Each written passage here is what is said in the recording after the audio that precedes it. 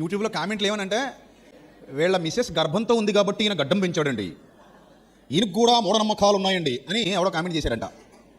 అసలు నా గడ్డానికి మా ఆవిడ గర్భానికి సంబంధం ఏందిరా నాయన? అవేమీ లేవరా నాయన. నాకు అలాంటి మూఢనమ్మకాలు ఉండవు. మూఢనమ్మకాలకి పూర్తి వ్యతిరేకం. నేను ఒక పాట కోసమని పెంచుకున్నా. ఆ పాట ఏమో నేను అనుకున్నట్టు అవలా, సరే అలా ఉంచుకున్నా అంతే.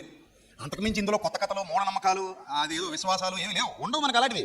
తెలుసు కదా మీకు నా గురించి. ఎప్పుడైనా మూఢనమ్మకాలను ఎంకరేజ్ చేస్తానా? మీరు ఒకసారి మా ఇంటి ముందు ఎవడో తెలియదు, మాకు కూడా తెలియదు, పొద్దున్నే మా పెద్ద క్లేజ్ చూసేసరికి అయ్యి బాబాయ్ బాబాయ్ అంటుంది.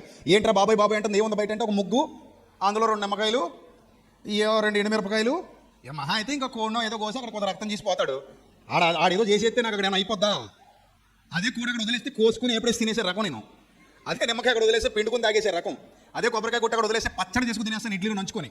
అంతే తప్ప అలాంటి చెదరానికి భయపడే క్యాండిడేట్ని కాదు. నమ్మను నేను అలాంటివి. నేను అసలు భయపడిన కూడా అలాంటి వాటికి.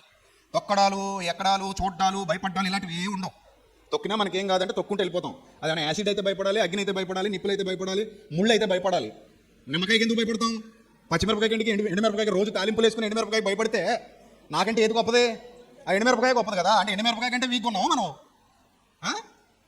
అంత వీకా మనం? అంటే మన లోపల స్ట్రాంగ్నెస్ లేదని అర్థం. కాబట్టి ఈ గడ్డానికి ఆ మూఢనమ్మకానికి సంబంధం ఏమీ లేదు. మీకు అంతకు ఇబ్బందిగా ఉంటే సెమినార్లో ఇలా కనబడాలండి, బాధపడకండి.